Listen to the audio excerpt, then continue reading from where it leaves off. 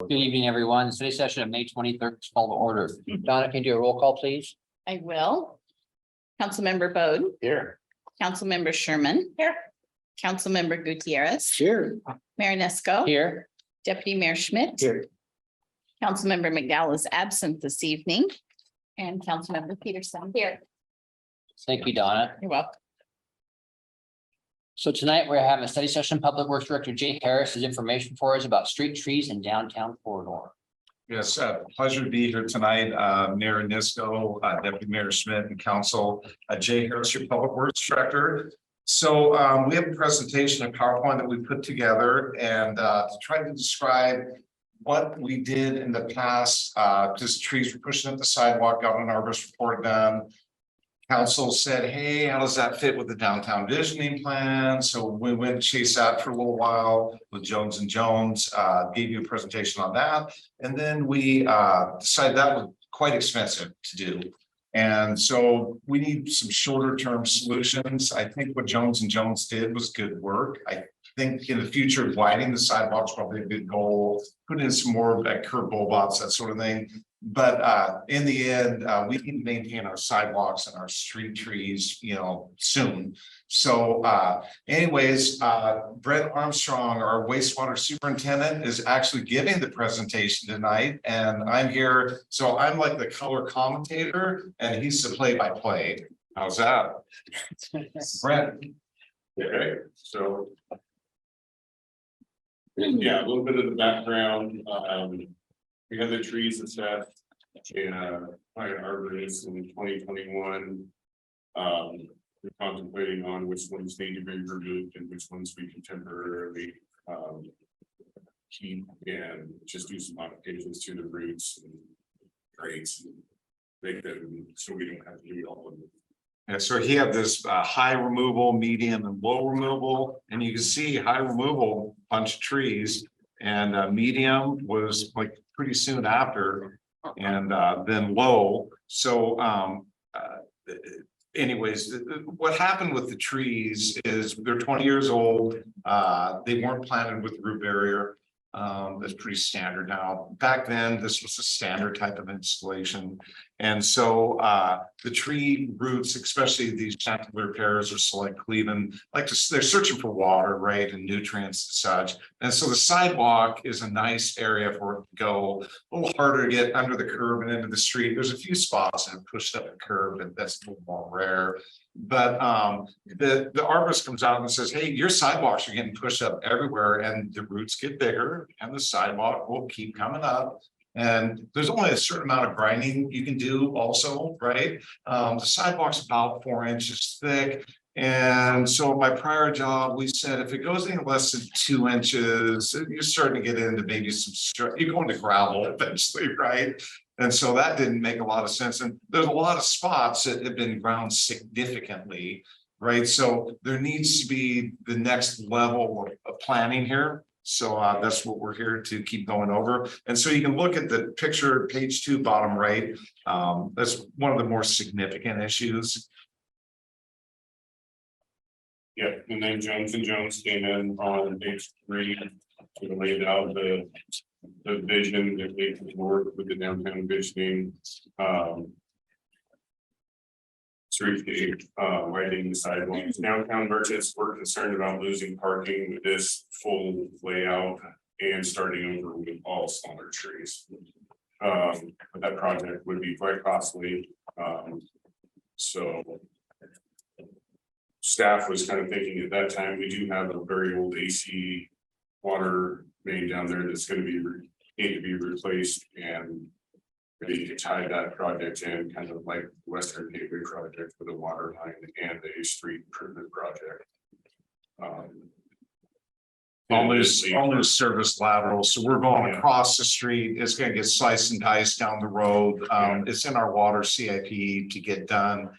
This asbestos cement pipe, is nearing end of life. We have very limited valves on it too. I don't know if you were out by the clock tower. You see a big patch over there. That was one of the valves that we tried to shut off and it wouldn't go off. And they actually twisted the bonnet on it. It's been 1950s valve and broke it and it started leaking. And it wasn't an immediate emergency, but we went out to fix it and it just caused all sorts of issues. So these old assets need to be replaced down the road, and this is sort of targeted as one of the more important ones. And when the valves under a parking stall too, which doesn't help it either. And so for. Yeah, this is kind of an outlay of. Where we're planning on working, we have. In 2023, $80,000 that's right now for design for streets improvements. We recommend that we put that on hold and use it to improve some of these areas that need it, sidewalks and trees. And then replacing up to 9 trees, removing 3 trees. And adding 5 missing trees. We'll notify everyone prior to doing any work in the area, and it'll probably be block by block. We're not going to just go through them all at one time, so we'll limit the congestion. And areas that we can just grind the sidewalks and stuff, we'll do that, but it's been done before and we're getting pretty thin in some of those areas, so trees are going to need to be replaced. We did find some large caliber slightly Cleveland pear trees. They're 20+ feet tall. Yeah, they're trees. Growing trees, we found those, have those to replace some of the missing trees. But we only have 3 so far though, so I challenged the crew we have some options here. 1, go find some more. 2, start our own nursery somewhere and build some trees, right? So propagating any of our own. that's correct. That's correct. And get luckily these pear trees, they grow fast, right? They really do well. This is a variety that likes to go vertical pretty fast. And so finding some that are already pretty big. The first year they usually don't grow any, they sort of a little stagnant. But year 2 and 3, you're going to see these things really take off. So we're looking for more.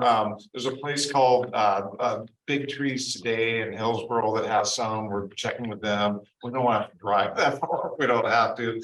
These came out of Snohomish, and they only had 3 of them. So I don't know, there's a tree place there that had some. They were $500 a piece too, which was even the better deal. So the smaller ones are $150, that sort of thing. So we thought there's some significant value there in a tree that's pretty large at a reasonable price. And so we picked up the 3 we can get. And I mean, the plan is to probably go in. There's how many spots were there where there were missing ones? 5 total missing. Well, we have 3. We were just going to get those. We need to get them in the ground soon. You don't want to be planting much longer, right? So the larger trees keep consistency with the treescape downtown. It's less, it's visually more appealing. There's less than an impact. It's visually as you're going down the street and seeing, 1.5 inch caliper tree that's 6 feet tall, and you have these 25 feet tall. Tall trees. I think it will help lessen the visual impact, and we're staying with the same variety. Just one problem: the arborists or the Jones & Jones recommended before to replace with different varieties. And the reason for that is if you get like the Dutch elm disease, Mark and I were talking about that all trees get wiped out. And so currently there isn't a lot of things that go after these pear trees, but it can be devastating for the community that someone come through and wipe every one of those trees out, right? So this is something you live with. Our suggestion is to put the same trees back in again, just to keep uniformity and keep your fingers crossed. These trees have been used for about 30 years, this particular variety. A lot of people have been working with them. The only big problem with them, one, they'll push up the sidewalks once they get older. They do get brittle too with age, and ice storms and wind can take out some larger branches and split off pieces of the tree. The arborist was talking to us about that. But other than that, I think we'll be all right long term, especially if we keep replacing them as we're noting problems and that sort of thing. I think, short term, for the next 10 years or so, we should be all right with these. And then at that point, the council can decide, do we want to take them out and start over again? Do we want to widen the sidewalks? Do some different things similar to what Jones & Jones was talking about. but for right now, let's keep them big, keep them looking good. Yeah, we're gonna come back with some issues and questions that has the semi-plan set on what's being proposed. So city crews are planning to trim the trees away from the buildings and around streetlights, signage, and parking stalls. And then these trees are probably gonna be big enough that we can do a few lights. We may not do the major lights on them, but majority of these are going where there's already a tree really close to it. And this just kind of illustrates on certain areas where we don't have a tree, where the sidewalk is really coming up on Third and Railroad. Both these pictures are the same. We're talking about maybe removing this tree because there's a tree right next to it and we can do some sort of, you know, it's right on an ADA ramp. We can eliminate some of this stuff. Tree number 2 is a problem. It's right in that ramp and you can see the tree number 2 picture, it's really pushed up. So, but luckily there's a tree right next to it. So we're suggesting maybe get rid of a few of the trees that are right next to another tree right now. The hydrant is in a weird location. Yeah, and we were even thinking maybe of moving that bench over to where, you know, it faces the street and move that garbage can over in this other area. I always wondered why I looked at the parking lot. Do you guys have a good idea of what the underground utilities are like on Railroad? Yeah, Well, the water lines, not good, Yeah, but. so how much stuff is underground there? In actual. Alleys. In the alley side? Okay. Then I don't think, as far as other utilities, I think gas, is in the gas is in the alley, Yeah, so. yeah, So we're not really held back by that at all, relocating utilities other than water. other than. Okay.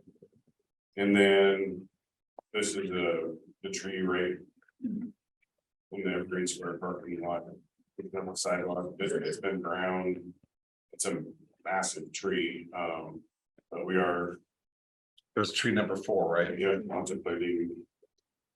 Taking that one out, because it has some severe root, if we get in and damage it, it's most likely gone.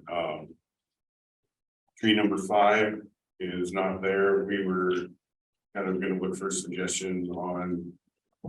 Maybe relocating this to a different side of the tree, the sculpture.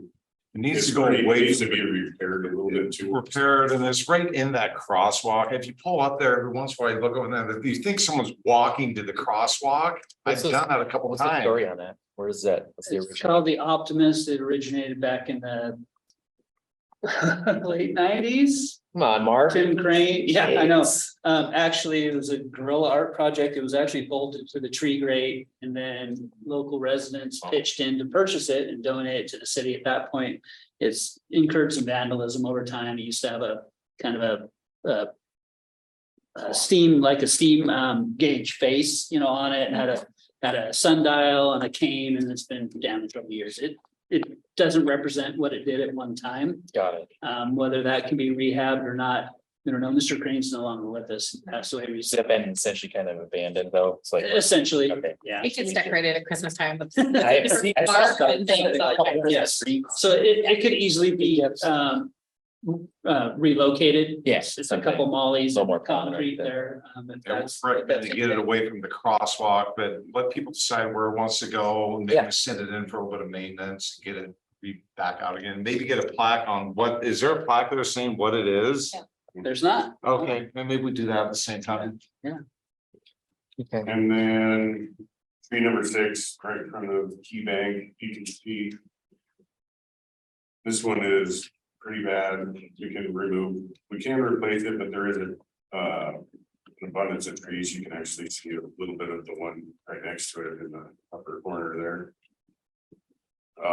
But that one's, and I don't know if you guys have walked this, but you've definitely been sparingly picking what we're gonna remove or slash replace. We've walked it about 6 times. So, And some of these are leaning out. like number 7, leading out towards the road, one of some sidewalks, you can see the grind marks that we've done over the years there. What that is hard to guy and stake a tree that's in a well, right? Normally you have a post on the young tree. And so the posts weren't in, or they couldn't put them in. So we were talking about that when you put a 20-foot tree in and you put it down in the hole there. And you get a little bit of wind throw, it's gonna want to move. You're not gonna have a ton of dirt on it. So our civil engineer here, Brent, came up with a great structural idea that I think was you anchor back into the concrete and stuff and tie it off down low. And so I think we have a good mechanism to keep them from blowing over or tilting longer term like that. And you take that restraint off after a couple of years. And then trees 8 and 9, 8 is removable. 9 had, there's a tree right next to it, but you can see on that one too, we ground so much that we're actually compromising the walkway on it. And these are just staff suggestions, like it's doing obviously, but you know, we can kind of give a good baseline of what we thought might need to go with. And we are adding trees to the missing ones. So that's for 10 in front of the library, or the old library. 11. This is right out here in front of the Civic Center. We're talking about maybe putting in a different variety on the side streets, some horn beams. And then there's a missing tree. Also, We were thinking of trying to keep uniformity, start mixing some other trees in, but we can mix and match. We can do whatever we want. We have plenty of options, right? But and we were going to keep the pears downtown and on the side streets.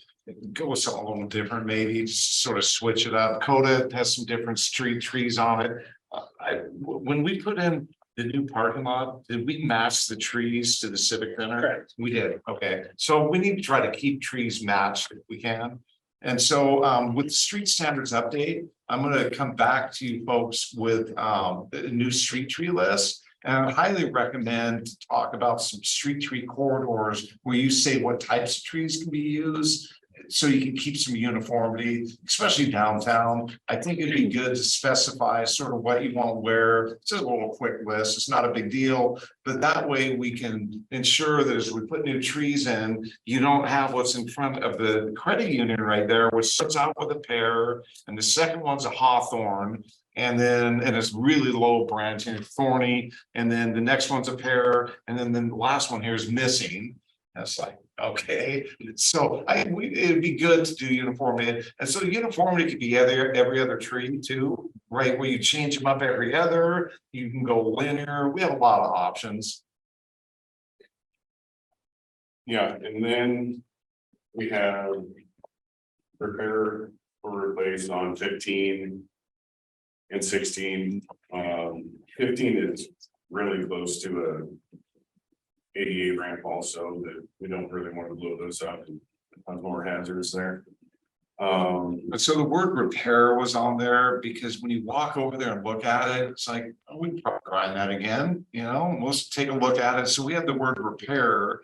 And then, but 3 or 4 years from now, it might turn into a replace, right? So we just wanted to get it set up that, you know, there's not an X on it sort of yet, but we need to be watching these where it has pushed up the walkways already. Yeah, and then we also have its repair replace in front of across from the Evergreen Square. And add the missing trees. So a couple of these missing trees wasted. I don't know if people remember that we had those concrete planters. Yeah, oh, yeah. And I'm like, that was assuming one of those locations right there. Looks like it was the square. Great spot for a new tree. So I can't recall when we talked about this before. So a couple of things that kick around in my brain regularly about railroad, Franklin, Coda, whatever. The railroad specifically, railroad's super wide and it's fast. And I'd like to work on that. Where did we end up with medians, with trees and tree medians on railroad? I can't remember. I think it was a budgetary constraint, No. just painting the medians, right? No, I mean, that was certainly a consideration, but from my recollection, 2016 downtown visioning plan, it was particularly to do with the community use of the roadways for Forest Festival, Christmas parade, et cetera. That they wanted to keep railroad open. There was some conversation about some other mobile options, but that wasn't anything that was incorporated at that time. Yeah, and if on the Jones and Jones ones, they're talking about some rollouts that didn't get it. Really good. Something from the business owners, but those would approach out. Yeah, like narrowing. Yeah. The goal being either widening sidewalks, Yeah, expensive. takes a tree out of the sidewalk, right, as well, and you can provide them stormwater retention or retention in those two, because you can move the water down the curb line into those If you cutouts. were to for the build a trees. brand new, you would do what Jones and Jones talk about, there's no doubt about it. And I think that was, because the bull downs are bigger, they're kind of, they neck it down block to block. Yeah. So one of the ideas about the medians though is the movable median, yeah. and this would be a big pot, right? And the forklift would come in and move it out of the way and put it back in again. Yeah. And we would keep it watered, and you'd have draping flowers that come out of it. It's a little bit of a traffic hazard, there isn't any curbs or anything, but Lake Oswego in Oregon is a prime example, We're all the way down, we got a bunch of big pots. And it looks good, it costs money though, obviously, to put those in. And you gotta maintain them, but they are a good community type of thing, and you can get them out of the way too, if you have an event, a few times out of the year. Okay. So okay, interesting that overrules traffic safety and all the other stuff, but that's fine. I'm okay with that. I'm not an uphill I'm gonna die on, so. It is a thing that somebody can hit, right? Yeah. But a car that's sitting in there, a person can hit too, right? Well, we get a lot of complaints about people crossing the street, not having signals at every single crosswalk, and not having enough traffic signals. And illumination's another question I was gonna ask, but. How do the trees impact illumination? Do we have to do anything about that? Is that Yeah, part of it? so when we're trimming them, we trim them. Matter of fact, we're talking about removing a huge limb that's gone up into a light. And so Todd Rhodes and I, we went over that, and we're cutting the trees back for buildings and for illumination. And then the illumination downtown's about 8 years old. And I'll be coming back to you guys to talk to you more about what the replacement project is there. We don't want to run these things forever, and because you have the pedestrian scale lighting and the intersection lighting. And it's a good conversation to start planning that into one of our street budgets in the next year, 2 years. And then talk about the color or the temperature of light. Right now, that's probably in the 3,000 or maybe under degrees Kelvin is what they measure that in. Probably want to go, it's probably like 2,500. You want to get up into the 3,000s, maybe 4,000s. I walked around with the forest. We've looked at all that. We went out one night. We're checking that all out. And it will get a little more clarity if you brighten it up. The softer light's nice, right? And with the Christmas lights, it's actually pretty nice too. But I think you can get some better lighting out there. It's going to make it a little more vibrant at night and eliminate a lot of dark spots is the goal. They're called head cutoffs, and they're not going down properly. When you walk around, you'll see what I mean. And there's a bunch of light tuning that we need to do in the next year or two down there, replacement.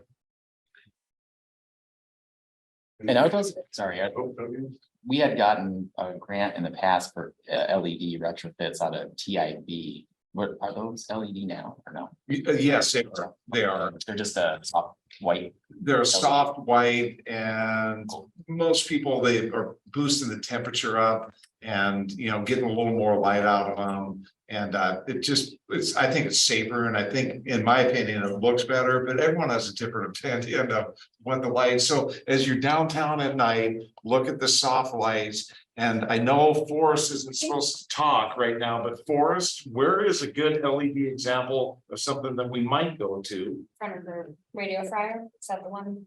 No, No, brighter, but. in town right now, a good illumination level would be over at like the Park and Ride on Highway 3. Those are all updated. Those are a really good example of the pedestrian height ones that have a historic style too, those acorn ones. Those are nice and bright and meet the current safety levels. Also, the temperatures in the park and ride are a really good example. They're right around 3,000 Kelvin, so they're your halogen light essentially. But if you wanted even another example of a more uniform, look would be down in the city of Tumwater, down by Costco. They've retrofitted all theirs. So that whole area down Falls Terrace area, those are all retrofitted and those are all of the current standards of like 25 levels. Yeah, I went beyond council rules there because I knew he had the information. So thank you. Use Yeah, the thank expert. you. And now slide 7. So we're jumping topics out you guys This here. one is, I think we can follow.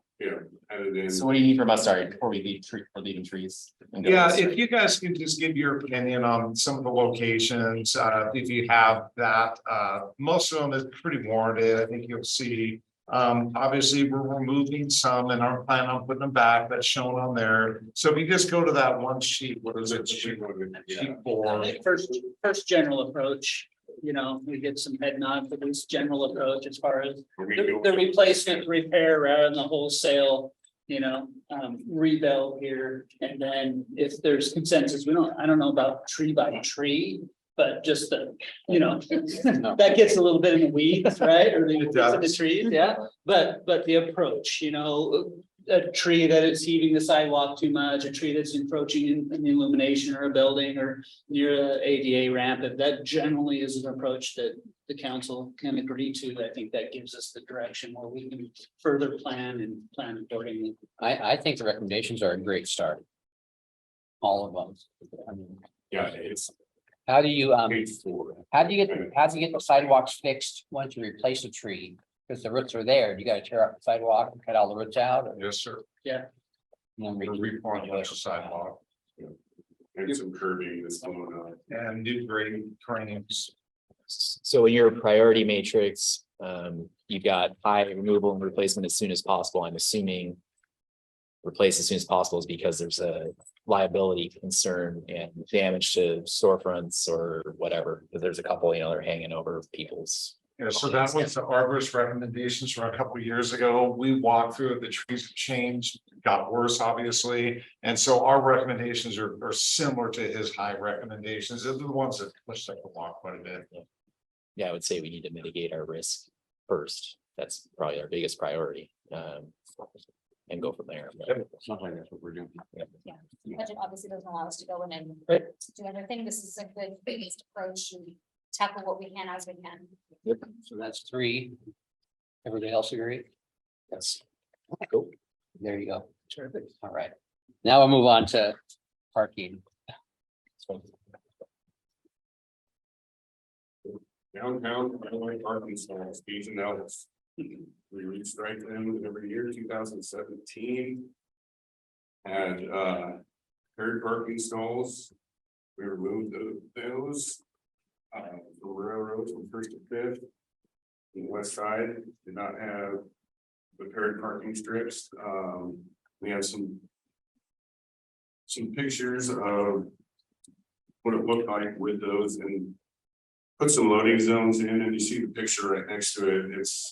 We're not technically losing any parking stalls. It's just narrowing up. You see the one right in front of Cooper Studios is a fairly large parking stall. It's likely we'll probably gain a stall or 2 back Alright. once we get it all measured out. Some of these are. It's just to ease the loading and unloading of vehicles, and cars can get in there, parallel parking easier. You don't pull, what happens is you can pull right up to someone's bumper and then they want to load their trunk. You're not in the center of your stall, right? These get the cars set in the right spot. And every once in a while, you're gonna have someone that pulls into the paired parking stall, right? And sort of be in it a little bit, but in general, it's a lot easier to unload, load. Also, if you're walking out to go get into your car, you can walk into that, you know, and look around and walk into your car. There's a whole bunch of things in the bottom right there that it seems pretty advantageous to me. Public Works removed them, and the reason was the cross hatching that they didn't want to they didn't want to have to keep striping that. Forrest has handed me that the new, or the stalls we put back in at 20 feet. And when you look at that, I have on the photos here, especially the third one from the left, you can see a 20-foot stall. The cars fit pretty nice in there. I mean, those are smaller cars, but you'll get your pickup and that sort of thing into it. But, and then the paired spot is 6 feet. So you alternate these, every 2 stalls, you would have a 6-foot little unloading zone, sort of thing. And then we can look at how we stripe those two. They don't necessarily need to be the big X with the rectangle. I think that's effective, right? But is it the option? You know, we'll talk about that a little more later. And then also maybe going to thermoplastic on these down the road, once we get them set. That saves us, especially in these low volume uses. There's not a lot of tires riding on them. It's not like cars are going by constantly and hitting these. And so my recommendation would be to probably towards down the T's and L's and to get them set correctly. So we might remove all these, put some temporary stuff down so people can sort of say, hey, yeah, we like this. And then we come back maybe with thermoplastic. How does that affect your snowplow?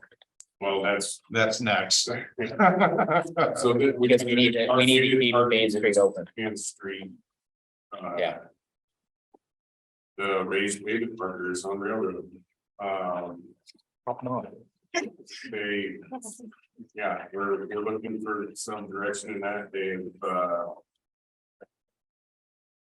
They've worn over time. So it's either replace or remove, and we can go back to striping, still painting the turn pockets and you know, add some color to the street downtown. But yeah, it would gain us the ability to go back and plow railroad again. Do we have to have RPMs on railroad legally? Or you have to have striping down. Striping, but you don't have to have. Correct. razor Oh, blades. no, they were an option that council chose at that time. And the problem is you can't run the plow down there. Right. Get rid of they come up in seconds, right? And it's a lot of work to put them back in again. You can see on the upper picture to the right, that was Western Gateway. It was just freshly striped, obviously on fresh asphalt. But you can see the contrast of the two, that the pockets are not defined that well.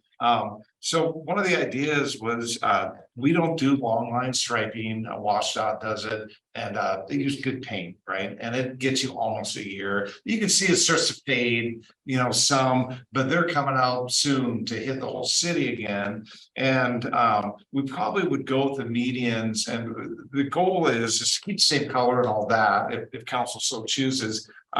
But maybe do them every year and find maybe a different material where we can get a little more time. This takes a tremendous amount of time for our guys to roll that out. And so anyways, we would yellow stripe the medians and then put the brown slash, is it a brown red? I can't tell, it's always faded, so. I think it's important to recognize that these are street projects, it's a street maintenance, all funded by the general fund. Our most challenged fund at the city of Shelton too. So any maintenance operations that can reduce our costs, reduce our investment on an annual basis certainly helps us out. So with that being said, getting rid of those raised markers, does that help financially in any way, shape, or form? If we would have some things that would be. But if we got rid of them altogether, They've been durable, but they're near into life. They need to be replaced. So that is going to be a significant financial hit. To stripe that roadway every year, I think WashDOT might be $500 or something, you know, I mean, it's not a huge hit every year to just, they come through and just freshen it up. Now, if you go to the bottom left there, that's a rendering of what it would look like if you took out the raised pavement markers and then you crosshatched the median and took the red brown out of it, right? And so anyways, that's just an idea of what would happen there, which every year it looks bright again. So did I answer your question? the RPMs are not required, right? Striping is the stripe. required, but the RPMs are Right. not Okay. required, that we can go and use the MUTCD. And what they did on Western Gateway is what we do, we probably would grind in the reflectors like we did there. We grind in the divot, we have the machine that does that and put the reflector down in there. It builds up with dirt and stuff over time. The sweeper keeps that somewhat clean, but at least you will have some reflectors down there. I want to talk about that though, because of and see, do we actually have to put the reflectors down? And the reason is that little grind hole just causes a tripping hazard again. It's just they're Freezes, they're cracks. intermittent, but yeah. Causes pavement damage as well. Yeah, And currently we do. Some striping, we do the white lines on, it's just not video. Long line, yeah. Yeah, my big thing is every time we close down for every snow event, because the roads are dangerous, we need to make sure the downtown core is passable. And you know, if things got worse, I was just gonna suggest you guys just pop them off with the plow and Yeah. just plow the road and keep the road open. We'll deal with the markings later, but I don't want that to be the reason why we don't fully plow and remove the snow on railroad, because we're worried about 500 markers on the pavement, you know what I mean? The keeping the city open is a big deal to me. And being prepared for that.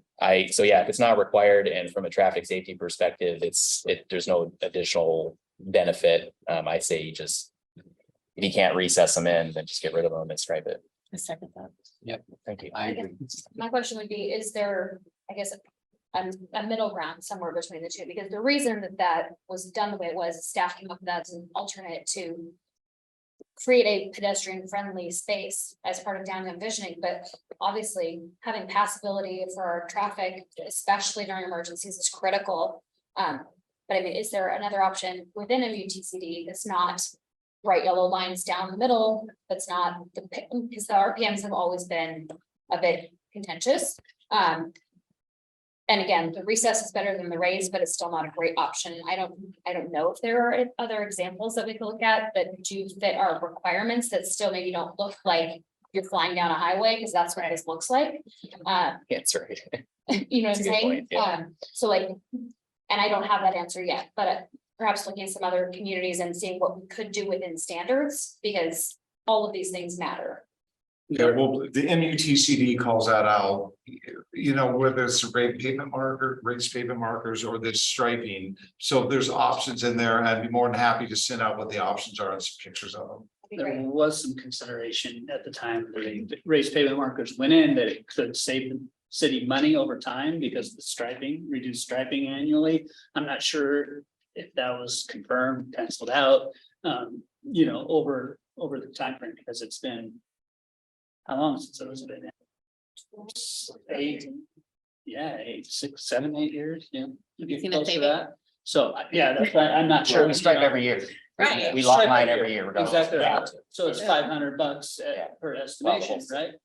Right. You could be. you And to know, mobilize all of that to stripe the whole city and then eliminate Yeah, 6 blocks, exactly. it shouldn't be. Right. Oh, it's cheap to add it in, Yeah. there's no doubt. I think our striping bill is somewhere around 12,000 a year, and there's no way we can do it for that. Yeah, and I'm certainly not suggesting that's a valid argument at this Oh, yeah. point. I think it was an argument at that point, Oh, right? So, Whether it's been vetted completely and proven Right. to be a cost saving Well, I think they measure, tried it's it. not necessarily the case. You know, I like the striping. I think that we can get rid of those markers, and I also think maybe we can make a like four-way stop. You know, stop sign, so that'll slow traffic down if they have to stop. Maybe we do that more than one block. Maybe we pick different blocks. The problem is you have to meet warrants, Mayor Nisco, and the side streets are so low volume that people, if you put in a stop sign and then there's hardly anybody over there, they just start driving through it all the time. And so there's pretty specific requirements about side street volumes and when stop signs are warranted. I'm just thinking of some of the cars I've seen doing 60 down Railroad on a Saturday. And Yeah. cars in 10, 12 cars talking Yeah. about, not That's stopping. why the everybody. road diet is so important. choke it down, We need just to like we make did sure, from 12, from 7 to 12. we need to make sure we meet warrants, otherwise, right, we're reactionary. And Mhm. we're stepping out to every intersection in the city saying, somebody wanted a stop sign or yield sign or whatever else it might be that doesn't need a warrant, and then we're just adding costs and maintenance and potential liability because we can't maintain those long term. So we need to make sure we meet our warrants that are reviewed by a traffic engineer and tell us how to proceed at that point. So And like a four-way has like 32 different conflict points at least, right, where you could engage in a collision. So we kind of want to avoid those, which is why we're going towards roundabouts. Have a pedestrian crossing, rapid flashers. Yeah. Yep, local road safety plan has that, we'll be starting that project out, once we put some on it, but it's good. But, the one thing I want to say is the median idea, don't lose sight of that. When you look at these pictures, you guys, you can see all the way down the roadway. If you can block that median, and it needs to be removable, I get that, but come up with some concepts. Just down the road where we can, block it so you don't see all the way down the roadway. I think that'd be very beneficial, as long as it's safe. And there were some It'll- examples of that in the 2016 downtown vision plan of mobile options, Right. because Yep. that is one of the things. They were we're like looking planter at. boxes, right? Essentially. Yeah. Those one of them, yeah. But We also whatever- talked about like But a it's not mini inexpensive. roundabout or like traffic dots or whatever they want to call them at that point too. There were some other things that were proposed or offered. But I mean, to put it in perspective, just the baskets that we do throughout town. $20,000 a year. Yes. Right. I mean, it's about $275 to $300 per basket to purchase and water for the season. So I mean, there's an immense cost to that. So if the city's taking that on, that's something we have to think about. Is that the highest and best use again? With general fund dollars? Is it, something that we look at? Including or incorporating at some point down the line as part of the beautification program, but. Yeah, all for things like the bulb outs and things that we can do to slow traffic, because. I mean, my office is right there. I see people fly all day. Councilor McDowell came up with an idea that when we pull the summertime baskets down, we put up a basket of ivy or something that's gonna die during the winter, right? We'll get well watered, there's no problem there, of some greenery for during the winter time. And it wasn't a bad idea. You pull the summer one down, put the winter ones out that you keep in a greenhouse or something and put whatever in there that you can't kill, right? So, Where's that greenhouse at? yeah, no, it was a good It's a idea. good idea. Or propagating, which I need. I mean. Probably not that true. Yeah. Probably get in trouble. Do some more things, right? So I think it was a great idea. Yeah, Just lots of space. We'll just put it up. Wastewater treatment. job, Kathy. Question. The brown painted stuff, we're going away from that because cost and time. Kind of, sounds like that's. I think that's a It's consideration. so, yeah, we want to listen to you, what you think. Are you okay with the color? It's a significant amount of time. We only get out there every other year because of the amount of time it takes. And you can see it gets pretty significantly worn on the picture, the right, the upper right there. You can see, you can barely see it. That's what it looks like after that amount of time. And so I think they're gonna get on it again this year. But the material isn't that durable, it's not long lasting. We looked into other types of materials, but those are more permanent type of applications. And I didn't know if we wanted to do that. And so, Like a colored asphalt and colored concrete application that would take a Yeah. rebuild essentially. Yeah. Sorry, I was in Virginia, a couple of years ago and they had the same painted scheme that we did. The only difference was they had just gotten done doing a concrete reconstruction, concrete panel reconstruction, and they stamped it. Yeah. The crosswalk and then Yeah. they painted it, which was pretty cool, but not a fan of the cobblestone stuff, but. Yeah. Versus ratings. Go ahead, since we've already. Sorry. Do you mind if I offer some clarity to that color choice? I was on the downtown committee that came with that. And the reason the sidewalks or the crosswalks are red and that center median is red is to represent the stamped concrete look and the aesthetic. It wasn't intended to be a long-term treatment. But it was one of the most popular decisions for beautifying part of the road diet. So that median down the middle was intended when they redid railroad to do a like a concrete strip all the way down the road where you would have the colored concrete, and Standard normal state. concrete is your turn lanes, and then your asphalt, There's so. some examples on That's- Water Street at the end, those center islands, the ends, those have some stamped red. Concrete. Yeah. It's brick colored, right? Yeah. Yeah. So that was all the Continue. visuals represent that. Got it. It would be in your future consideration for the street. Yeah. I personally would say, leave the red with the stripe. Yeah, I liked the color breakup myself personally. It's unique. And establishing sense of place and community and all that stuff. It's kind of neat. It is, it's totally concerning when it's impactful to operations, because there are other things that we need to have our folks working on, right? And so if we're spending a bunch of time doing it, so if there's a way we can strike a happy balance, I would be good with that. I like the try to color. spend more money on materials, something a little longer lasting than the products we're using now. And hopefully it doesn't bleach out to be pink, right? You must be all over me if that happens. Or maybe that's. That does happen, but concrete, red concrete does bleach out. So if we kept the color and we stripe, we just have yellow stripe around this whole piece? Yeah. Okay, Yeah, similar to, Yeah, so your bottom left-hand corner that shows the stripe median, you just take out those crosshatch and add red in the middle of it essentially, yeah. Or so, top one has a yellow outline around it. so get rid of the RP, the raised or recessed pavement markings, yes. where they're not required. Mhm. Do what we can to keep the red, The red, thank you, not brown, the red median. We, I can we've provide got, you with the. we've got a exact- color match, we use it, right, we have that product here, we have Yeah, records of what swatch. we've used, yeah, exactly right. We have, It's on I have somebody's a roll. pre-made rendering of that exact configuration where it's the red with the stripes around it, so I can present that to you guys, if you guys need. to Get that. I think we're getting consensus. to do Yeah, that, I think right? we So like Aaron over here. this. You make it look like it's a race, people slow down. Yes, No, what that I actually think is a yes, big- yeah. I think it, Like, okay, It's an interesting comment. Actually, a side- Wile E. Coyote, right? So. Yeah. anyone the whole. No, that is becoming, a traffic slowing mechanism is creating shadows around the white stripe Yeah. blocks and the crosswalks and things, just because Yeah, it better kind of photos. makes people look twice and slow Yeah. down, Oh. but I haven't seen that used anywhere locally. I've just seen some samples across the nation that Mhm. are realistic looking. Well, let's go back to the, I don't think, did you get consensus on the parking? No, Okay, let's go back to the parking and everybody feel about the parking. If it's gonna gain us more spots and give us a better, safer course for parking and for pedestrians, I think that makes a whole lot of sense. If I recall, one of the concerns back when they made the change was twofold. One, it was they were testing the roads out and the parking.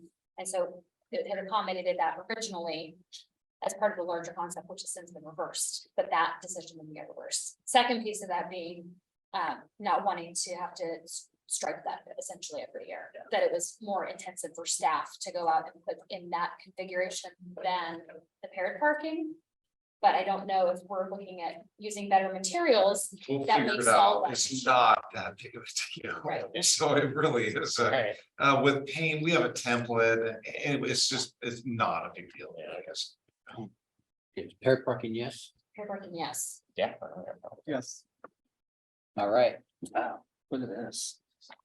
okay. As long as we're not making the spaces bigger. Oh, I wanted to clarification on paired parking. It was on the south side, First to Fifth. The north side didn't have it in it for one reason or another. I went back to the Google Street View from 2013. And so we can put it back in the way it was, back before 2017. Retail on the south side. But I think that is, Reason, but I think that is historically the reason, it's shopping district, but I think that again, if we can gain more parking spaces, and I'm all for consistency, I say do it on both sides, and I would extend it down to 7, because I think that you look at that 6th to 7th block, and you've got. Again, people are stopping for short amounts of time, or they're going into the museum, well, they're going in to visit their, drop off paperwork at the CPA, or they're stopping in at Zeppelin, or those are intended to be short-term visits, so to me, if we could. Use our traditional downtown 1st to 7th, I would do it on both sides, that's just me. Do we have anywhere in the downtown core where we don't allow on-street parking? Do you know of? So we have parking spaces essentially in front of every business downtown. I can't think of anything off the top of my head. There was a The temporary. the uniformity helps us. Yeah. I mean, it really does. I mean, one side, when I saw that, I didn't know why that happened. And I just want to float that out there that if you so choose, Public Works can go and just make the street uniform. Wholly. Nice. But 1, 2, I support you. It makes sense. okay, there you go, There you go. 7.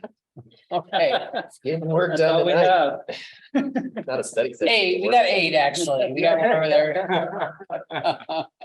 Okay, so I think we're done with this, if anybody had any questions, Yeah, the only thing was the variety of trees on oh, the side street.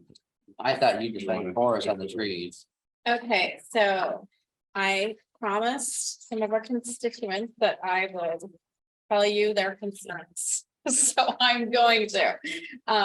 So I had a couple of business owners come to me and say that the leaves clog their gutters. And sometimes they get on their roof and it causes problems. They're constantly having to clean their gutters. And one business owner has a problem with, like, he thinks he has a leak in his ceiling or in his roof, and he can't get to it because apparently the tree is blocking where he thinks the leak is. So I promised them that I would put those things on record, so I am. And that's part of it in here, where we're talking about trying to get back up. And so if we get people to use the My Civic on the city's website or download the app to their cell phone, have them send us a picture when they're standing up there of exactly what's going on. It's a street issue. It will go to Todd Rhodes and we'll be all over it. Perfect, that's what I'll follow. That application, you guys, please get, when you get complaints, have people use that, or you guys can use it too. It really helps us. You guys are awesome on that. Yeah, we are. I've never put anything in.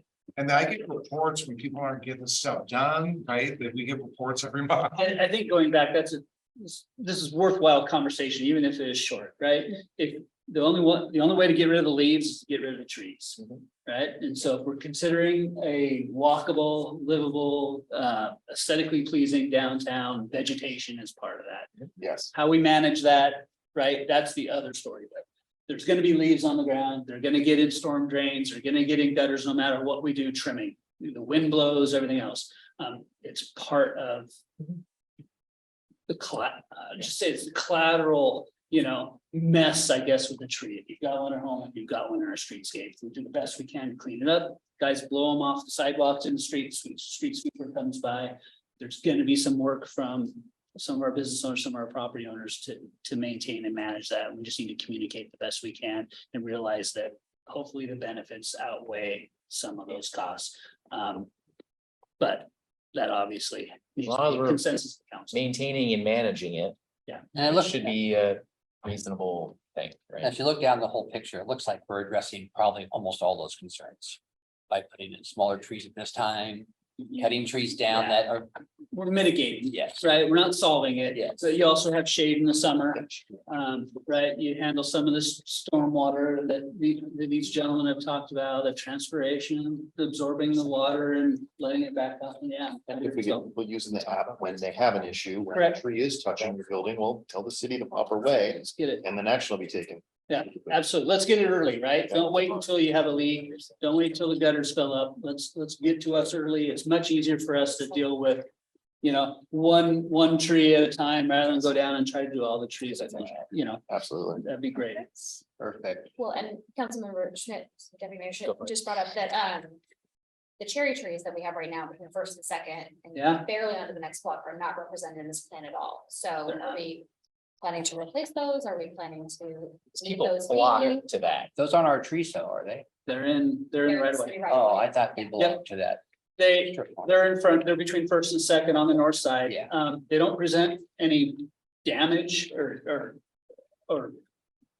liability at this point. I would recommend they stay. They Yeah. look nice. There I was would one be- group that comes out and does something when we walk through there, it's like, "Yeah, we need to take care of that, but other than that, we didn't see really any. I should get was gonna really affect. And I was advocating to keep it, Yeah. leave it, Great. because that's attractive. Yeah, so they're not Yeah, please. shown on here, so we're not. Get rid of them, okay. Correct. If we were gonna go in there, we would come back and show you folks what we think, you know, the options are for right there, but they're not even on the radar right now. Okay. Right. Great job. So- I like the recommendations. Go ahead. So are those the ones represented in the arborist report with the leaded trees then? That's correct. Got it. Yes. Because there's also one. There's one at the corner of, Pretty and pink. at the back end of Polly near the post office, and again, the app is fabulous because there's a huge broken branch in Yeah. that. And I was able to snap a photo and send it through, and they're like, now I know exactly where that is, they took care of it within the hour.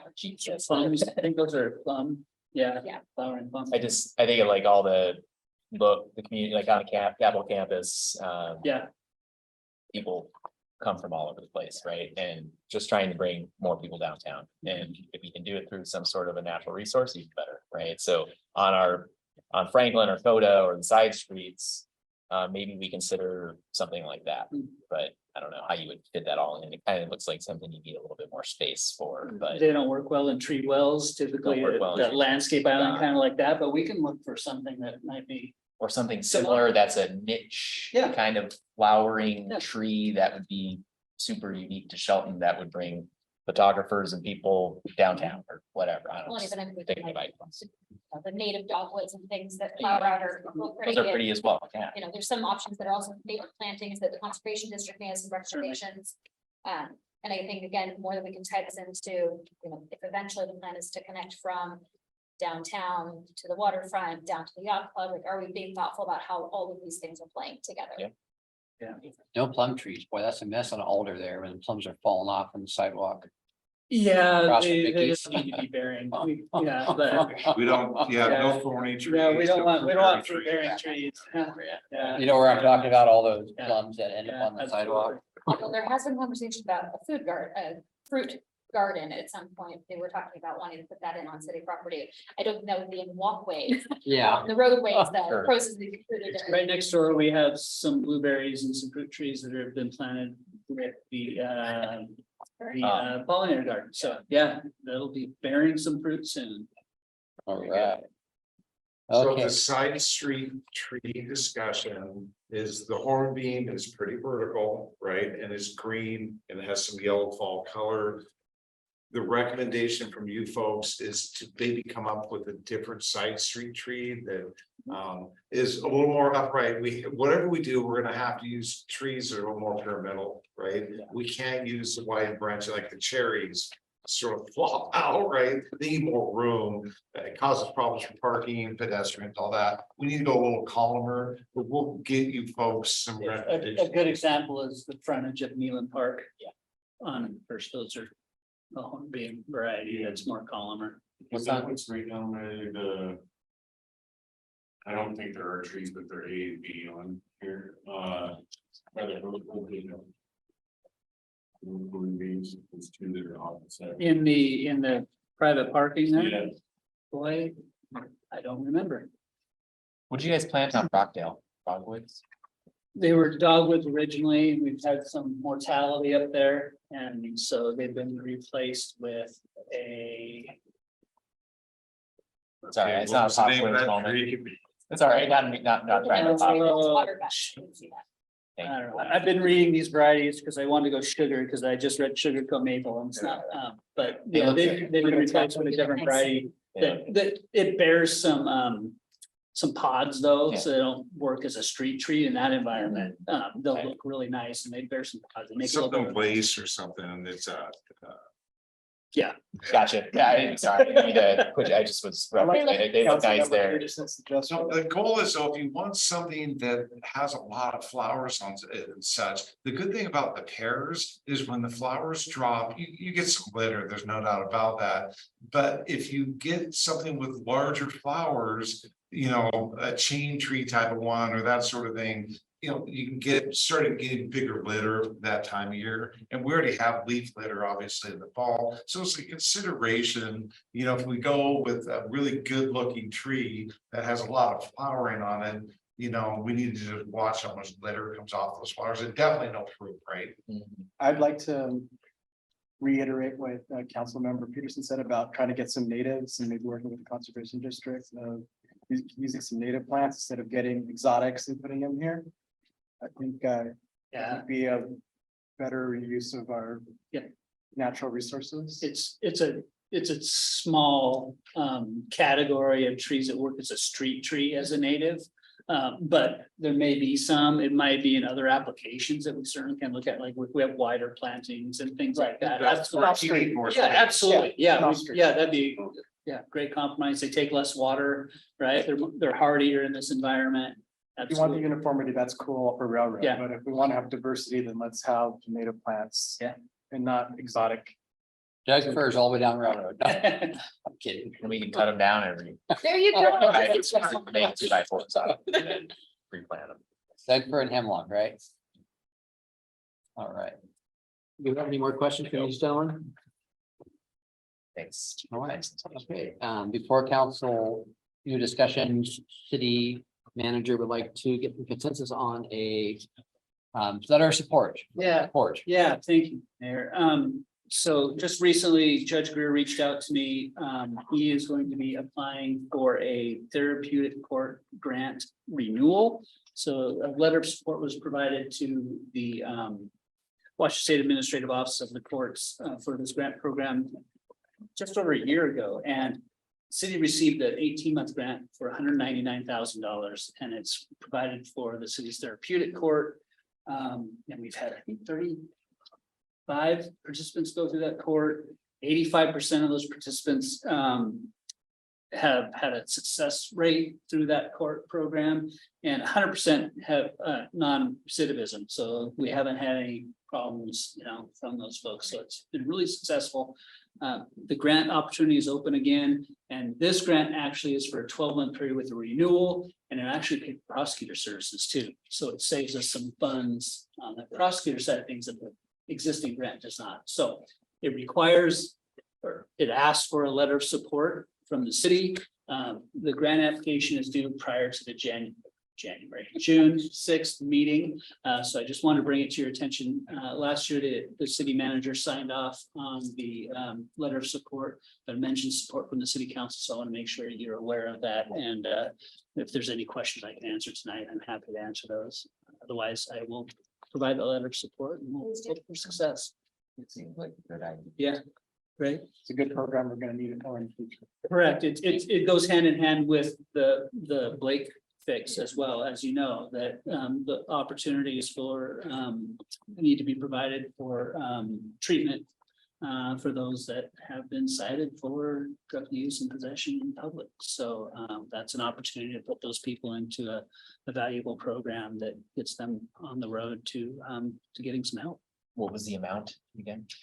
He's still working on that, Okay. getting some more information from Seho and some other service providers that provide some of the treatment opportunities and programs, some interpretive programs and things like that. So still working on the exact amount of that. I'll let you know what that is. Yep, cool. Right, I appreciate it. Cool. All right. Does council have any new items of discussion tonight? All right, then we will. Mayor, sorry. Oh, Go ahead. I haven't said it. Go ahead. I just wanted to remind you, there's no meeting next week as Yes. well. Right. Yeah, May 30th, 5 days. Tuesday. So, and we could have done that after you adjourned. Okay, Okay, a reminder. It's adjourned at 7:03 PM. okay.